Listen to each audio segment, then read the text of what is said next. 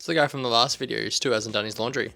A few weeks ago at a pod, I had a discussion with someone about how the cards in New Capenna kind of flew under the radar, or they're kind of underrated.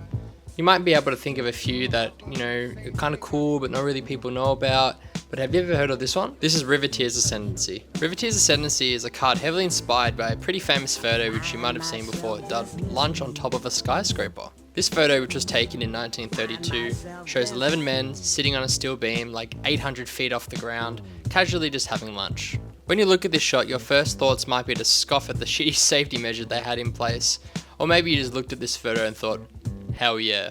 I don't know what you guys think about, but anyway, there was actually a lot more to this photo than you probably think. This shot was actually a fully coordinated publicity stunt to promote the construction of the Rockefeller Center in New York. Additionally, it was published in the New York Herald Tribune with the hopes of getting families struggling with the Great Depression a laugh on their Sunday morning.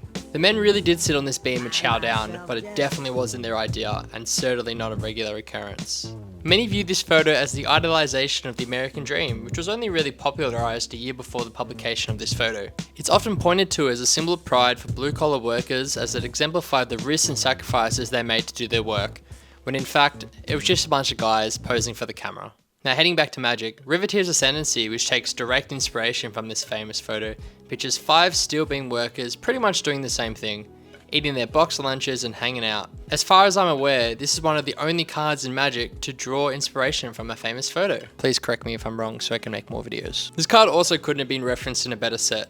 New Capenna, which was dubbed the City of Steel and Chrome, perfectly encapsulates the Art Deco style which was manifesting in the early 1900s. This style explored the importance of symmetry and repetition, and that's why I think this card should be reprinted 50 times. I mean, chucked in your Hensi Tori pick on, because for some reason this card didn't make the cut and instead we got cards like Turf War. Overall, I think Riveteer's Ascendancy is just another really underrated enchantment.